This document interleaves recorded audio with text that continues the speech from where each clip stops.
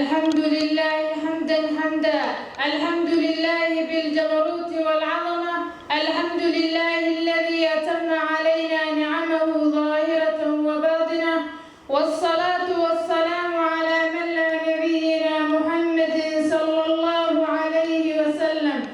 السلام عليكم ورحمة الله وبركاته، ومرحبا بكم، مرحبا بكم أيها العلماء، ومرحبا بكم أيها الآباء والأمهات، ومرحبا بكم أيها الإخوة والأخوات، ومرحبا بكم جميع المشاركين بيد مفتوحة وبقلوب مسرورة. مشاركتكم معنا مهما جدا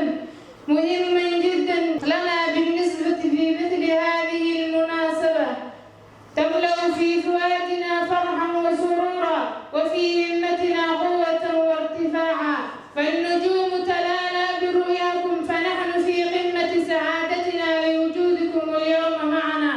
أشرقت الأنوار بحضوركم الكريم، وعرضت العصافير فرحا بقدومكم.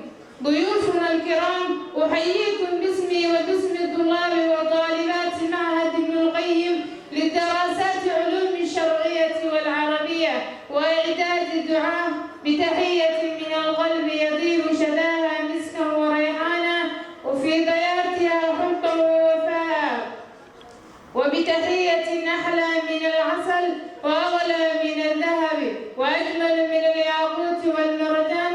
ألا وهي السلام عليكم ورحمة الله وبركاته.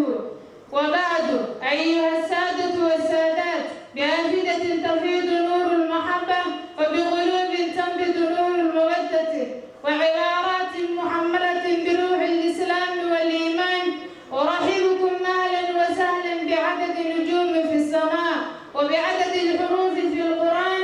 أهلا بكم بعدد ما أنزلت الصحف من خضرات وأمطار. لكم منا أجمل حب، وعلى الحب نحب كل محب. وتقبلوا خالص تحيتنا القلبية المعبرة بعذر المحبة والمودة. أيها الضيوف الكرام، لكم منا كل الترحيب والمحبة والتحية التي يحملنا عن مدى سعادتنا وفرحتنا بزيارتكم الكريمة لنا ولمشاركتكم معنا في هذه المناسبة الرائعة. بكل حب واحترام وشوق نستقبلكم ونفرش بطريقكم بالورود. أهلا بكم مع كل شروق الشمس وغروبها، وشكرا لكم ألف تحية، والسلام عليكم ورحمة الله وبركاته. تخرجنا دعونا الله يحمينا، ويبلغنا ذرى العليا، ويبلغنا مرام